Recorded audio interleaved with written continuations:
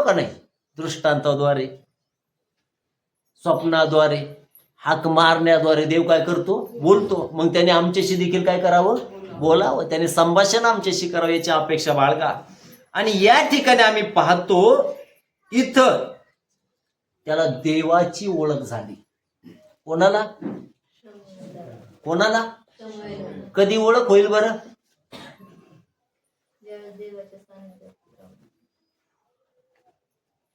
ज्यावेळेस आपले लेकरं देवाच्या सानिध्यात राहतील ना, त्यावेळेस त्यांना कोणाची ओळख होईल? परमेश्वराची.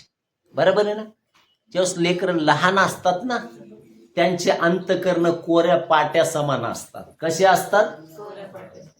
आणि जे तुम्ही पेरलं ना, ते जीवनामध्ये त्यांच्या उगवल्या वाचून राहणार नाही. समजतं का? म्हणून लहानपणीच त्यांना ख्रिस्त द्या. जीवनामध्ये तुम्हाला बाकीचं त्यांना द्यायची गरज पडणार नाही. बाकीचं द्यायचं स्वतः परमेश्वर काम करेल. हालेलुया. बरोबर आहे ना? आई बापांना वाटतं त्यांच्यासाठी प्रॉपर्टी कमवून ठेवावी, उडवायला. बरोबर आहे ना? नासधूस करायला. उदाहरण आहे ना उधळ्या पुत्राचं. घामही गाळला नाही, तो म्हटलं मला माझा वाटा द्या.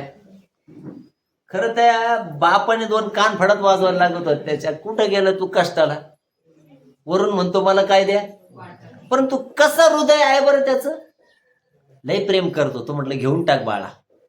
बाळ उधळून आला तरी काही म्हटलं नाही. तो त्याच्यासाठी तयार होता. हे आमच्या स्वर्गीय बापाचं उदाहरण आहे बरं का. तो आम्हाला उधळ्या पुत्राप्रमाणे सगळीकडे उधळू देतो.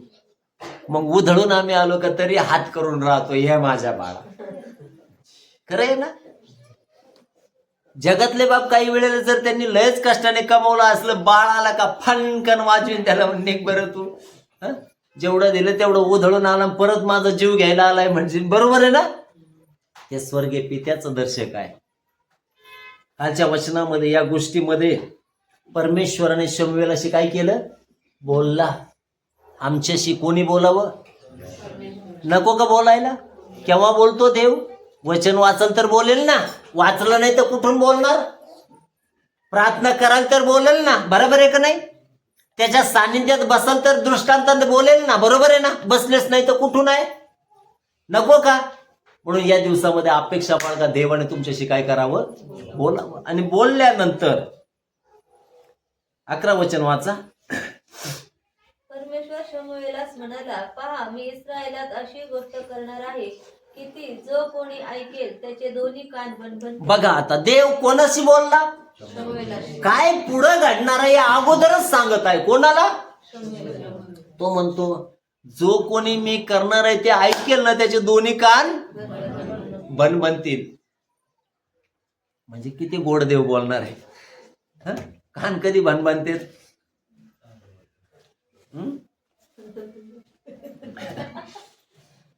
इथं एली याचकाच्या कुटुंबाला देव शासन करणार आहे. त्याचं आहे.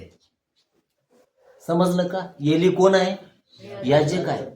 आणि त्याच्या कुटुंबाने जे पाप केलं ना, ते देवाला न आवडणार होतं. समजलं का? म्हणून याजक सेवा करत असताना त्याचं जीवन कसं असावं? देवाच्या भयामध्ये, पवित्र दायित्वामध्ये. त्याची साक्ष कशी असावी? उत्तम असावी. त्याच्या लेकरांची साक्षी कशी असावी? उत्तम असावी, चांगला असावं. त्यांच्या जीवनात देवाचं भय असावं, पवित्र दायित्व असावी, देवावर त्यांचं प्रेम असावं, विश्वास असावा. गरजेचं नाही का?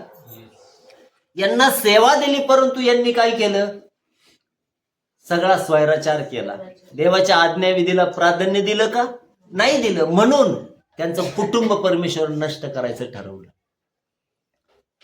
याचकीय सेवा म्हणावी एवढी सोपी आहे का?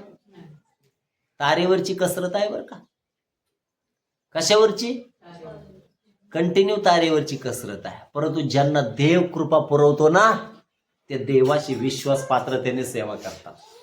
खूप महत्वाची गोष्ट आहे. पुढच्या वचनामध्ये जर आम्ही पाहिलं तर सगळ्या गोष्टी देवाने त्याला सांगितल्या. 7वा अध्याय 2 वचन.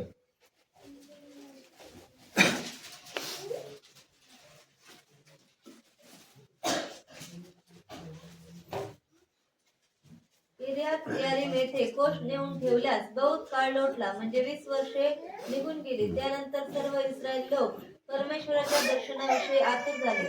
तेव्हा शमूएलाने अवघ्या इस्रायल लोकांना सांगितले, तुम्ही मनपूर्वक परमेश्वराकडे वळला आहात, तर तुमच्यातील अन्य देव व अष्टारोत यास दूर करा. बघा, इतका देवाच्या अभिषेकाने भरलेला हा व्यक्ती शमूएल, त्या मातेने त्याला देवाकडे सोपून दिलं. आणि साधारण असणारा शमूएल कोणाचा न्याय इन्साफ करायला लागला? इस्रायल लोकांचा. म्हणजे देवाने त्याला ज्ञान दिलं. समजलं का? आमचे लेकर जसे वयाने वाढतात, देव त्यांना काय देतो? दाविदामुळे परमेश्वराने शमूएलावर कृपा केली आणि त्याला कुठलं ज्ञान दिलं? वरून उतरणारं ज्ञान. मग आई बापाचं जीवन जर समर्पित असेल तर आपल्या लेकरांनाही परमेश्वर ज्ञान दिल्यापासून राहणार नाही. अपेक्षा बाळगा. काही आईबाप येतात आणि म्हणतात, पाळक साहेब आमच्या लेकरांचं डोकं चालायला पाहिजे का पाय चालायला पाहिजे? काय